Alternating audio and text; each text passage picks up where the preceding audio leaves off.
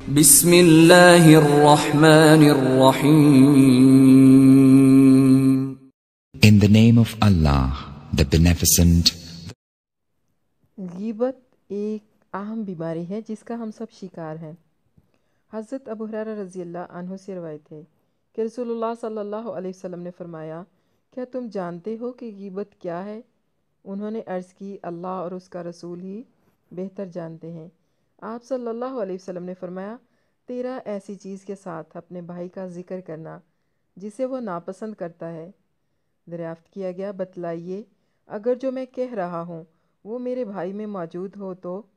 آپ صلی اللہ علیہ وسلم نے فرمایا، اگر تم جو کہہ رہے ہو وہ اس میں موجود ہے تو یقیناً تم نے اس کی غیبت کی، اور اگر وہ اس میں موجود نہیں تو تم نے اس پر بہتان باندھا۔ غیبت سے مراد کسی بھی شخص کا ایسا ذکر جو اسے ناپسندیدہ ہو، خواہ اس کا تعلق اس کے بدن سے ہو، اس کے دین سے ہو، اس کی دنیا سے ہو، اس کے نفس کے ساتھ ہو، اس کے مال، اس کی اولاد، اس کی بیوی، اس کے شوہر اور اس کی حرکات کے ساتھ ہو۔ خوش مزاجی، سخت مزاجی سے سب اس کے برے ذکر میں شامل ہے، خواہ یہ ذکر لفظوں میں ہو یا اشارے کنائے میں۔ غیبت کے بہت سارے اسباب ہیں۔ غصہ، دوسرے شخص پر غصہ آئے تو غیبت کر کے دل ٹھنڈا کرنا۔ تکبر، دوسروں کو حقیر سمجھنا اور جاہل اور بے وقوف کہنا تاکہ اپنی برتری ثابت ہو۔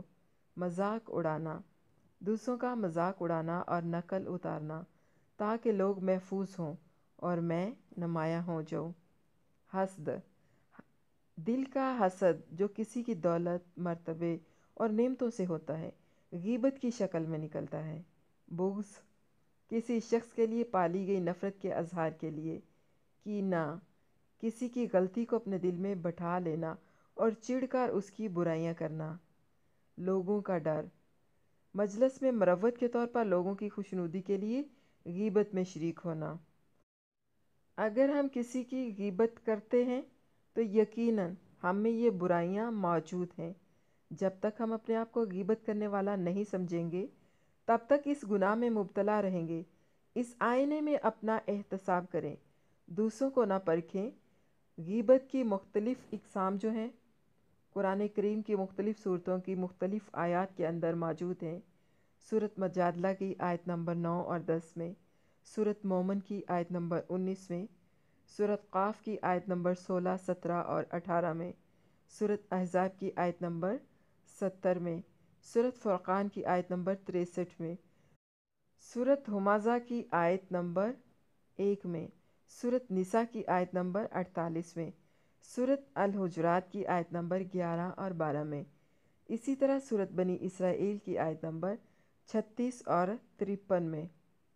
اگر واقعی آپ سب لوگ اس غیبت سے بچنا چاہتے ہیں تو چاہیے کہ ان آیات کا اچھی طرح سے ترجمہ اور ان کی تفسیر پڑھیں۔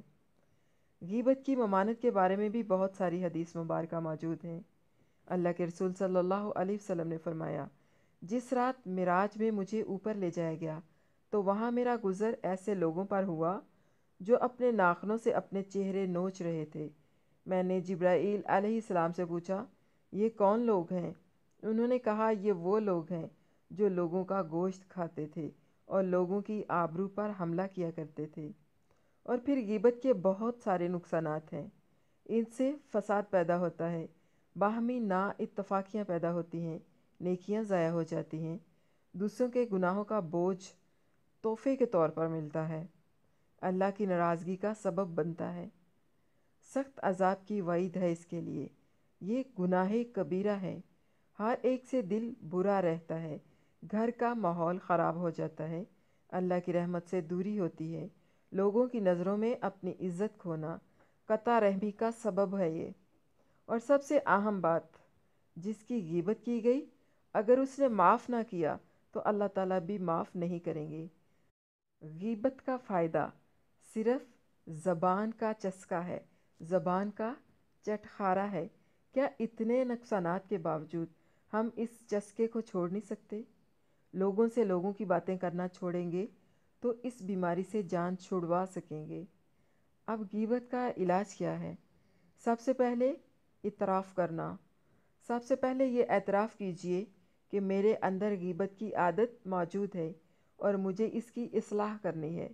انشاءاللہ اپنے آپ سے پختہ عہد اور ارادہ کریں کہ میں ابھی سے غیبت چھوڑ رہی ہوں۔ اللہ سے مدد اور دعا مانگیں۔ اللہ کے آگے 2 رکعت نماز پڑھ کر سچے دل سے غیبت سے بچنے کی دعا کریں۔ اس شخص سے معافی مانگیں جس کی غیبت کی ہے، اسے جا کر بتائیں اور اس سے معافی مانگیں۔ جرمانہ، اپنے لیے جرمانہ مقرر کیجئے۔ مثلا اگر میں غیبت کروں گی تو اتنے نفل پڑھوں گی، یا روزہ رکھوں گی، یا صدقہ کروں گی۔ تعوذ، غیبت کا خیال آتے ہی تعوذ پڑھیں، یعنی اعوذ باللہ پڑھ لیا کریں۔ لوگوں کو موضوع گفتگو نہ بنائیں۔ غیبت سے بچنے کا بہترین طریقہ ہر وقت رشتہ داروں، دوست احباب کا تذکرہ نہ کریں، نہ ہی تجسس کریں۔ ہر قسم کی رائے اور تنقید سے اجتناب کریں۔ تحفہ دیں، جس کی غیبت کی اس کو کوئی نہ کوئی تحفہ ضرور دیں۔ ان کے حق میں دعا کریں۔ سب سے بڑھ کر اللہ سے ڈریں۔ اپنے اعمال نامے کا تصور ذہن میں لائیں۔ آخرت میں سب کو پتہ چل جائے گا تو پھر دیکھیے کہ کس قدر رسوائی ہوگی۔ جس کی غیبت ہو رہی ہو اس کا دفاع کریں، اس کی اچھائیوں کا تذکرہ کریں۔ لوگوں کے بارے میں کرید کر غیبت کا راستہ آسان نہ کریں۔ مثلا اور سناؤ کیسی ہے، اس کا رویہ کیسا ہے، اب تمہارے ساتھ اس کا رویہ کیسا ہے، وغیرہ وغیرہ۔ اگر بولنا ہے تو اچھی بات کریں، وگرنہ خاموشی بہتر ہے۔ موضوع بدل دیں، منع کر دیں، روک دیں لوگوں کو غیبت کرنے سے۔ یاد رکھیں قبر میں تنہا جانا ہے، اپنی نیکیوں کی خود حفاظت کرنی ہے۔ اگر کوئی باز نہ آئے تو اس جگہ سے اٹھ جائیں۔ اگر فون پر کسی سے بات کریں تو مختصر اور اچھی اور صاف ستھری گفتگو کریں۔ اس طرح سے آپ غیبت کی بیماری سے بچ جائیں گے۔